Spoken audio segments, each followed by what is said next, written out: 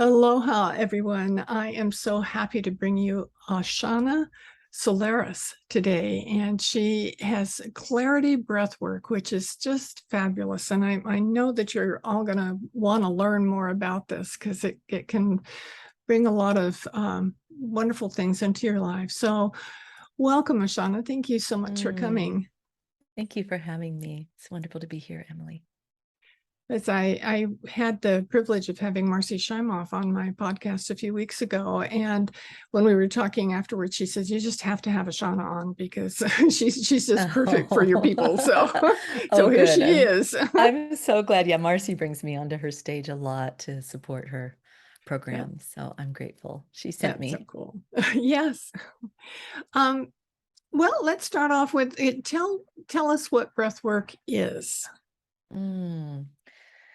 Well, for me, breath work is just a master medicine that's right here inside of our very own selves that we can access at any time to breathe into whatever's arising for us.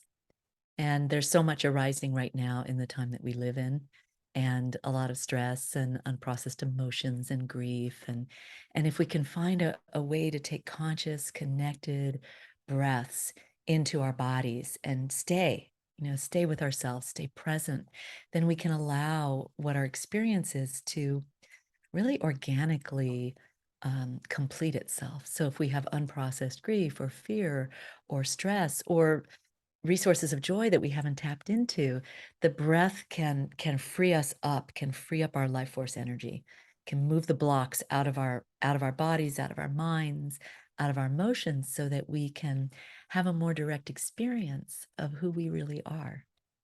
Oh, what a beautiful way to describe it. I know it sounds funny to say, but I think most people don't pay attention to their breathing at all. It We happens don't. constantly, but That's right. they're not doing it consciously. And I think that doing it, breathing consciously makes a huge difference. I know it does for me. If ever I It, start getting uptight, I know, just slow down your that's breath, right. pay That's right. attention. That's right. Most of us don't breathe fully. We hold the breath, and especially during stressful situations, we hold the breath, or we just habitually hold the breath. So we're not really living fully. We're not really engaged and feeling. And a lot of times that comes from the very first breath when we were born into this world, where the cord was cut too soon in most cases, and we were hung upside down and spanked. That's the archetypal image. Welcome to the world. And so for many of us, the first breath was a breath of terror. Can't get my Yeah. breath. So we may have all kinds of blockages around our breath from that initial experience. And then every time that trauma happened around us, or parents were fighting, or someone died, or all of the stresses of life, where we learn to habitually hold on. And from a trauma perspective, go into a freeze where we don't have our breath.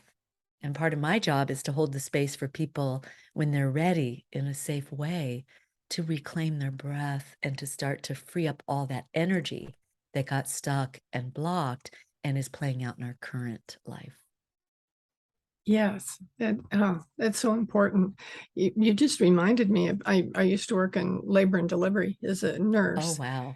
So you've and seen it. I've seen it. And when I was working, they had kind of not been hanging the poor babies upside down anymore because they're slippery. They've got Right? so much stuff on them. It would be too easy to drop them.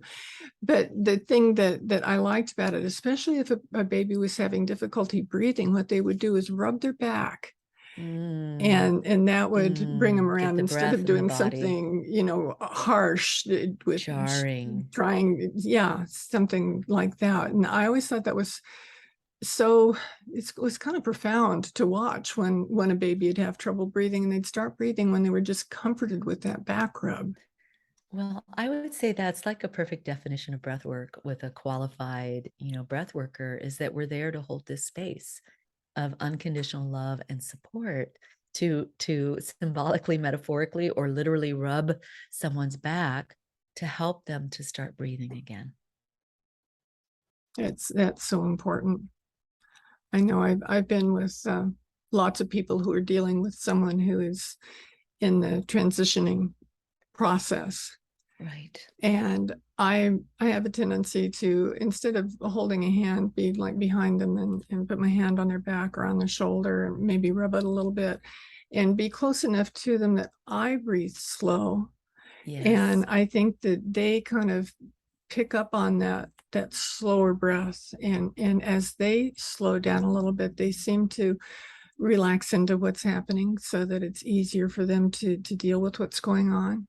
Right. We actually have quite a few hospice nurses and workers and death doulas who come and take the Clarity Breathwork training because it's just such a good fit. It's to be able Hmm. to breathe with someone, and I was able to be there with my father, and really was it was as if he was in a breath session because his breathing and I could feel that on some level he was very consciously breathing and really working on, gently departing his body.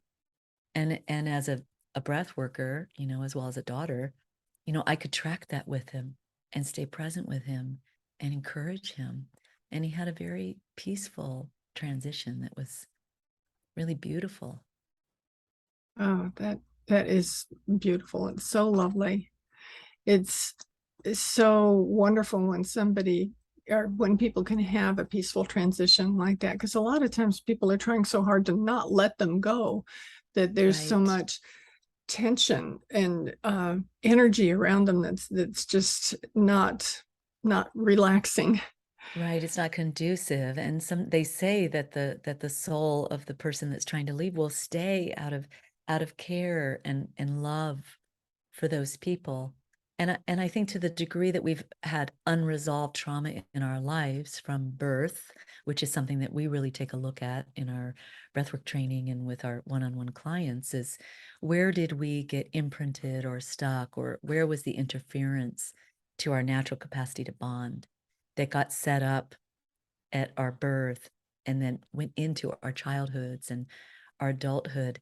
And if that's not really resolved, that all can really come up when we're in our final breaths and in our final day. So I love my job, to come in and help, soothe and clear the way for what we met when we came in, to help clear the trajectory so that also when it is time to take that last breath of life, that we can take that breath with trust or relaxation or surrender. It can be so beautiful and so peaceful and wonderful for people. And I think it's the kind of thing that if people would talk about it beforehand and get used to maybe breathing together. Like if you're in a situation where you know that something's going to happen, it could be a few months away, but you know that it's coming. That if Right. you can sit with somebody then and through the process so that they're kind of become used to it and become comforted by it so that it makes the whole transition, the whole process easier, gentler. Mm, that's so true. I was just thinking about how the Tibetans say that, they spend a lot of their practice time working with their death and preparing for their death because it's the most important moment of your life is that transition out of the body. And what you just shared with me is also something that we say in the somatic experiencing work that I'm also trained in is that, if you're like on a river in a kayak or a canoe, and if you're an experienced kayaker, you can start to feel the pull of the eddy up ahead, the Mm-hmm. pull of the vortex, which could be the trauma vortex. You start feeling it and you want to build skill to navigate around that instead of getting pulled right into your quote trauma vortex. So you can start to feel it coming up ahead, like you said, a few months in the future. You start preparing by taking some deep breaths, by tuning into your heart. Clarity breathwork is really a practice that opens our hearts, by being gentle and loving and kind with yourself, by allowing yourself to feel any feelings in a gentle way, not overwhelming way, but in a gentle way, so that as you get closer and closer to that moment or that eddy or that experience that's coming up, you can navigate, around it and have, smooth sailing. as we Yeah. say, Oh, that's a beautiful. smoother journey. Yeah. I think what you said about the Tibetans is so interesting, where in our society, we tend to do everything we can to avoid Right. talking about it, avoid dying, whatever it is that we have to do, that it's like it's a negative, and people don't see a positive in something that they're going to do at That's some right. point. It's That's right. coming, no It is matter what. coming. And I think in Western culture, we've really been in denial about death, and we try to cover it up, and we try to hide it, and we put it away. And I know when I went to India for the first time, and it's all right there. They're not putting away sick people or elderly people or disabled people or death. It's all right there. And for me, this was in my early 20s. It was something that was actually so enlivening for me that it wasn't hidden away and that we could embrace it as part of life. And I know myself included, and in our Western culture, most of us are terrified of Hmm. death. And we're running all kinds of strategies to try to run away from that terror. And one of the things that breathwork does is it allows us to face our fear and breathe into it and go through it to the other side, which is always peace Hmm. and a deeper trust in the force that brought us here in the first place. No one even knows why we are here in the first place, the miracle of birth, and we don't know where we're going. And if we can surrender to that and have deeper trust, then I think it can be a more beautiful, precious, even tender journey. It can. And I had opposite experiences with my two husbands that died. The first one was a professor, a bioethicist. So he dealt, Wow. his specialty was living and dying. And Right. you'd think he'd know that Right. what Like was Elizabeth coming. Kubler-Ross, Yes. but it was Yeah. like, yeah, He worked with her directly. So, I was surprised that he kind of didn't get it when it came to him. It was something right, for everybody else. right. But both my husbands had the same illness. Interestingly enough, that when I met the second one, that I didn't anticipate that I would ever have another one. Um, he and I didn't have any idea. He didn't have any idea that he was going to have the same issues that Jacques Wow. had, and Mm, they both had congestive heart failure that led to renal failure that led to dialysis. Both of them went through both that at the same. journey. That must have been a lot for you to have to go through it once and then repeat it a second time. It was, but the first time taught me so much that it made the second time easier. Hmm. And the first time, as much as I thought that Jacques would know what was going on, I realized just like an hour before he died, he asked me if he was going to get better. And I thought, oh my gosh, he's been going through all these hospitalizations, all these treatments, all this other stuff that was really painful and miserable for him because he thought he was going to get better. Right, And I wish he would have said something a lot earlier, because right, if he knew he wasn't, he might have chosen a different path. But he asked me that like about an hour before he actually died. right, right, And he was so uptight when he died. It was just like a shock to him that it was actually happening. right. Where with my other husband who died, uh, we lived a real different life, and as opposed to being an I don't want to say intellectual because he was very intellectual too, but as opposed to being a professor, An um, academic, an right? academic, yeah, Hmm. he was a minister, a New Thought minister, Hmm. and so we spent a lot of time living in the moment, knowing I had told him all about everything that happened with Jacques on his journey, especially when he was diagnosed.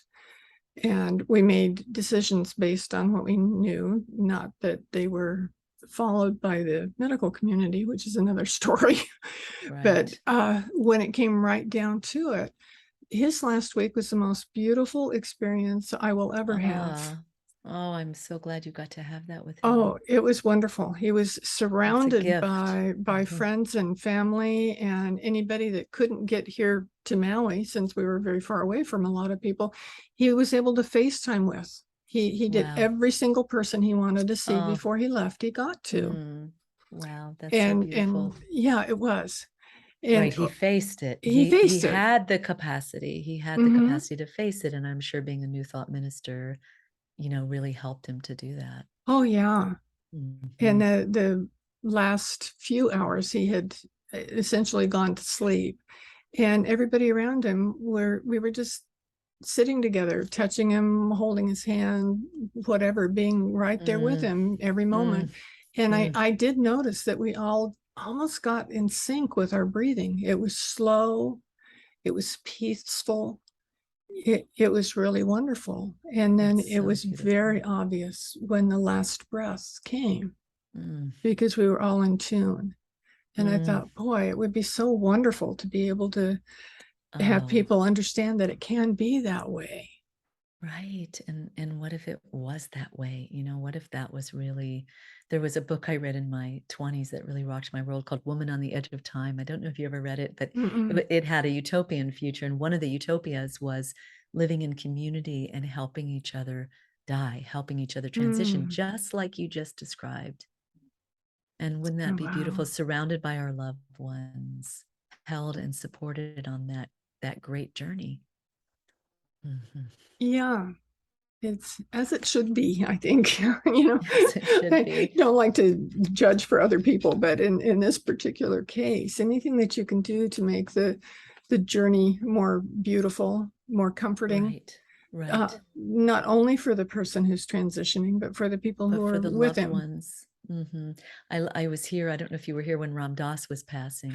I was. That was quite an experience for the entire community, whether you were with him or not with him, Hmm. because you could really feel him. And one of the things he said in a recording was for Graceful Passages. I'm sure you're aware of that CD. It's Hmm. music for transition, and Ram Dass is on there, and Elizabeth Kubler-Ross and Thich Nhat Hanh, and many great teachers. And Ram Dass is saying, "I wish for you that you not be so overwhelmed at the moment of your death, so Wow. that you can move into realms of great beauty."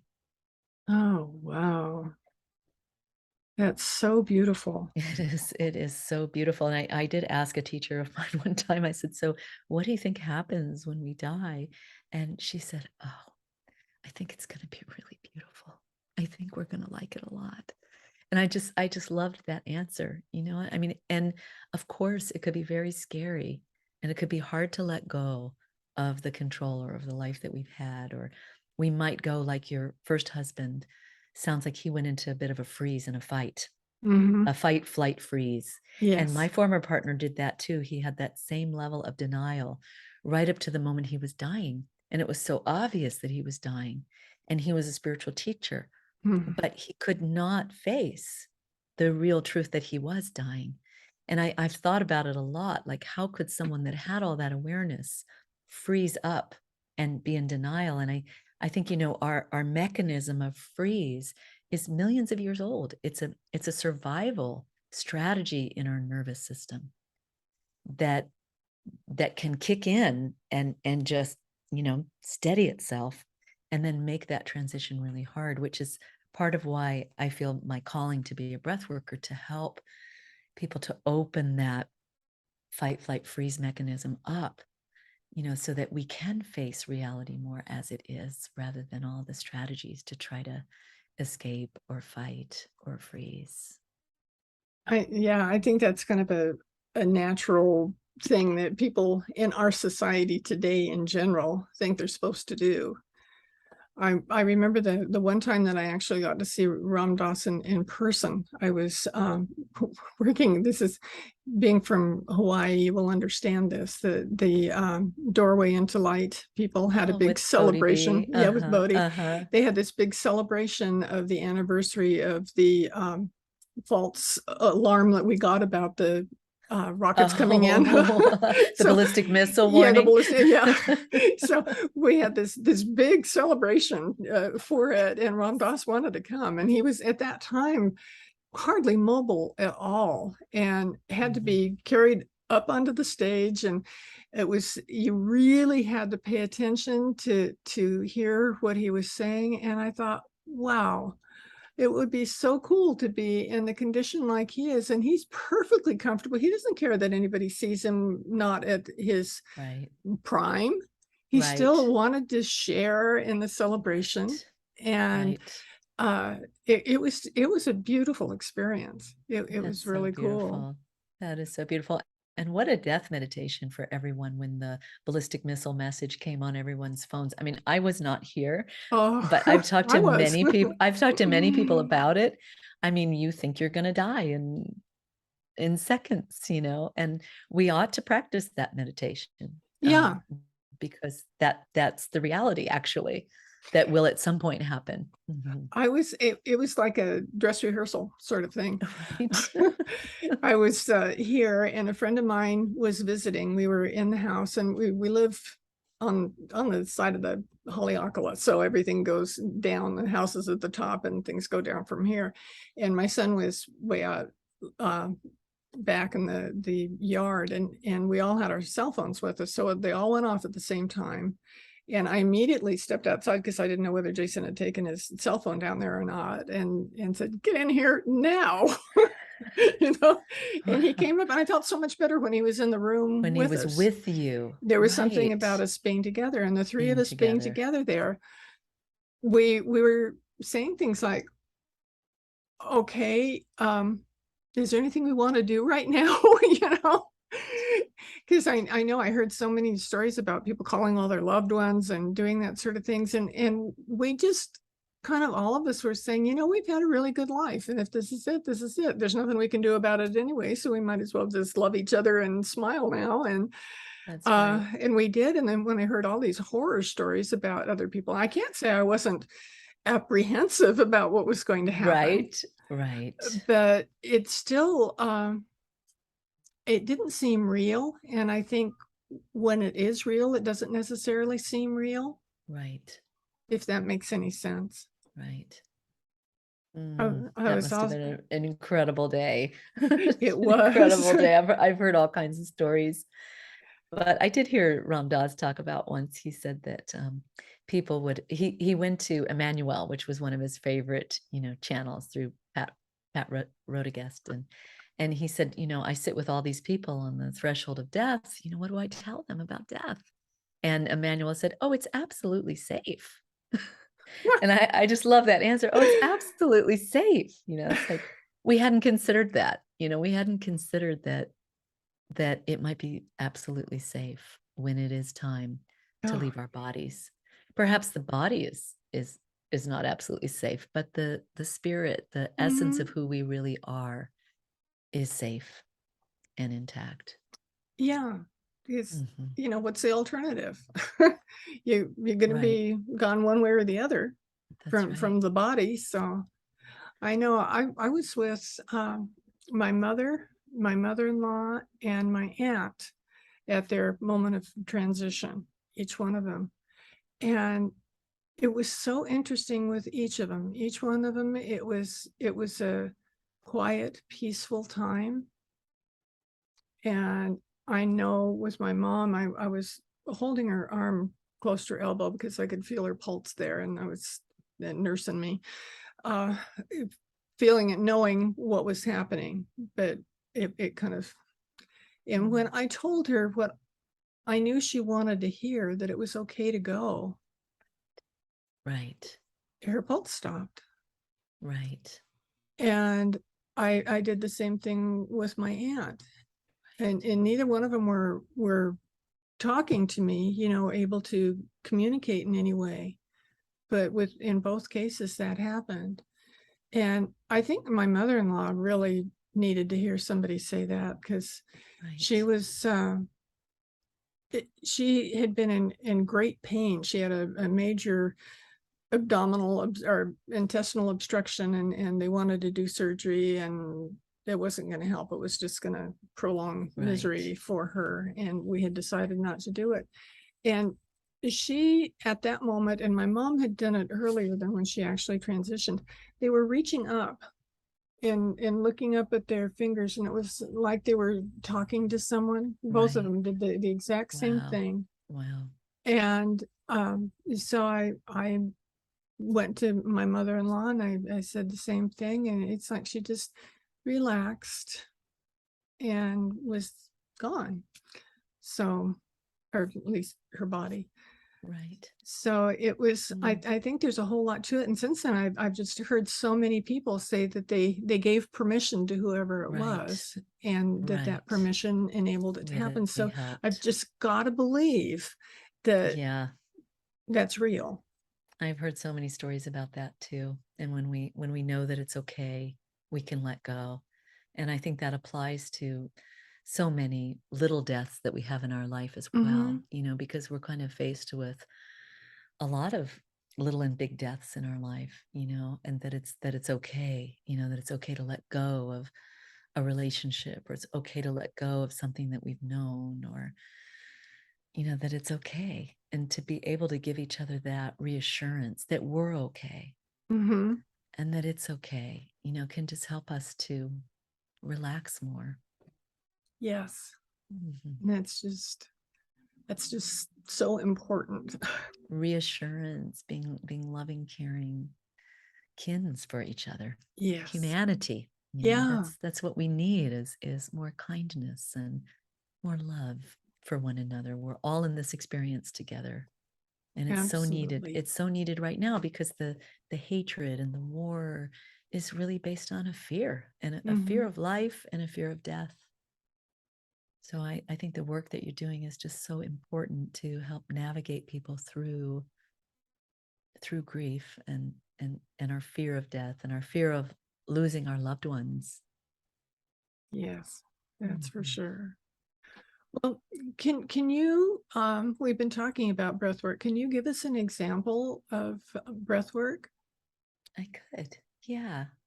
Yeah, I'd love to just share, the breath work that I've developed with my colleague, Dharman Devi, over, 20 plus years together and over 7 decades.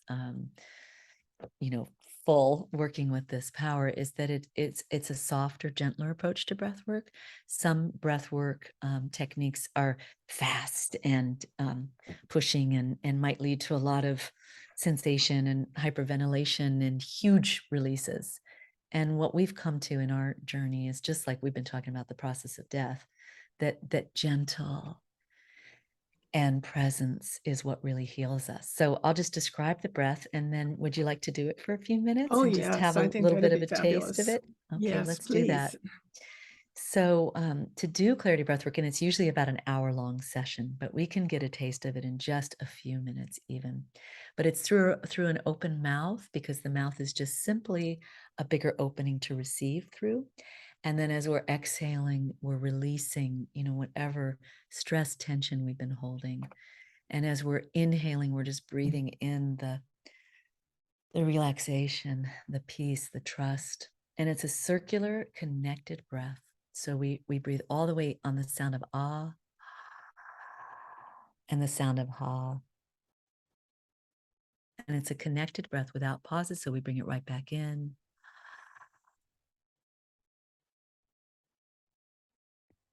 So let's just take a few. I'm going to invite all of you that are listening right now or watching just to place a hand on your heart and a hand on your belly. And we recognize that these are very tender issues that we are speaking of, and that it might be stirring up your own material, your own grief, your own anticipation of your future. And so let's just close our eyes for a moment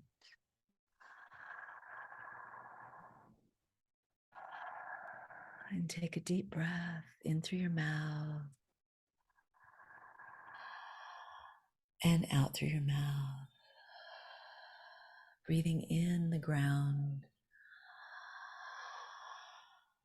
breathing out anything you want to release back to the ground. Breathing in all the support that's around you, all the people that have told you it's okay. Breathing out any fear or tension or holding. Breathing into any emotions that are here for you,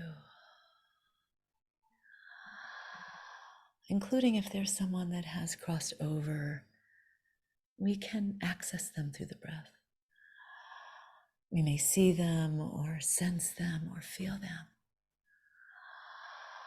Might be able to remember what it was like to be with them, and we can feel their love because the love is eternal.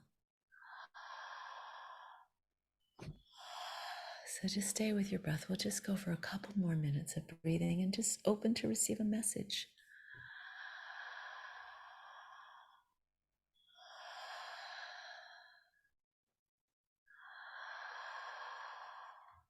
That's it. And send that energy out through your hands, your fingertips, opening your hands to receive. And down through your legs, through the bottom of your feet, opening your legs. Relaxing your spine, letting everything go.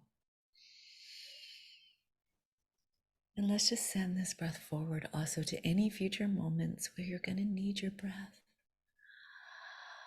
You're going to be able to remember to breathe. And let's plant that seed that even at the moment of our death from this body, when we take that last breath,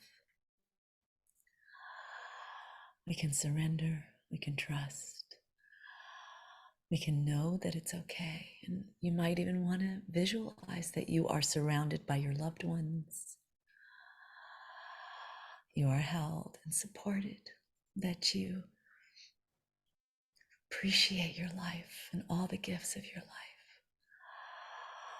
And you can let go in gratitude.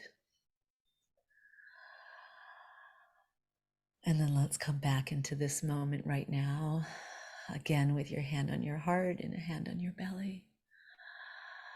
I want you to breathe into everything that you would like to allow yourself to receive and to breathe into while you have this gift of life and this gift of breath.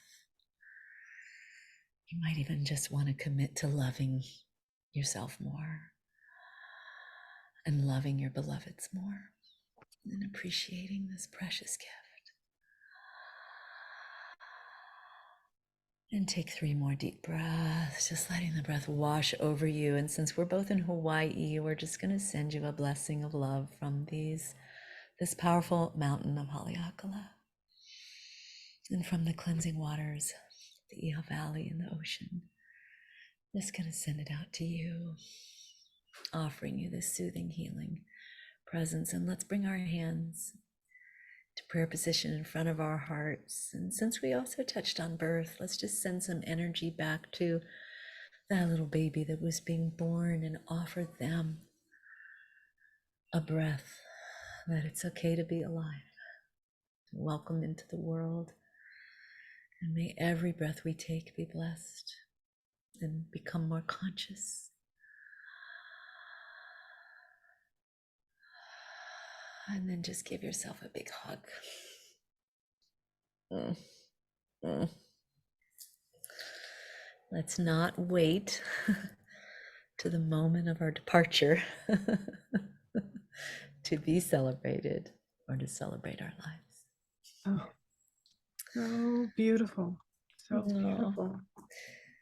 Well, Emily, I can say the color just exudes in your face. I'm just seeing like your whole color is alive and your energy is so bright and youthful. Oh, thank you so much. It feels Oh, that way. And I'm sure the people listening right now are feeling mhm, that beautiful sense of peace and serenity that came from what you just mm. gave us. Thank you so much for inviting me. I've really, for me, death is really a daily meditation, and I'm sure it is for you. Mm, It's not always, it's not that way for some of my friends. They don't really think about it. I think about it often. And I think we live in a time when it's here for us to really face, and just really want to honor you for your courage to step out and help us to just to talk about it and to face it and to let it be a part of our journey and to let it be okay. wow. Thank you so much. Thank you for sharing this time with us. It's so important that, like Ram Dass said, we're walking each other home. That's it. So thank you so much for being here. In our show notes for today, I'll have the information for Asshana and for Clarity Breathwork so that you can see more of what she does. And you've got a special event coming up soon. Oh, yes, we're thrilled to offer our 7-day free. It's called Vibrate Up Next Level. Mm, And it is clarity, abundance, and purpose. And it's 7 days, 7 chakras, 7 tools to elevate our lives. And so we'll be breathing every single day, and Dana will be playing her incredible flutes, and we'll be singing mantras, and we'll be journeying through each of the chakras to mm, clean and clear out and to bring in these qualities of clarity, abundance, and purpose so that we can really step up and step out and live that and give our gifts and live our purpose, just like you are through your beautiful book behind you and through yeah. your offering. I think, we're here for a purpose to share our gifts and to walk each other home. And sometimes we get caught up in the stuff Yes. and then we feel that we're not on purpose. And so when we have tools like the breath to help us clear through the blockages, then we can naturally align with our purpose and be like Ram Dass, carried up on the stage, just so happy to do his job and give his message. And when we're doing that, we're usually pretty happy and pretty content because we know that we're fulfilling what we came here to fulfill. So I encourage you all to attend. It's free, and Emily will give you the link for that. Yes. Thank you so much. And I look forward to my listeners joining us again next week, and we'll have more wonderful things to learn about and do. So thank you for sharing this time with us. Bye, everyone.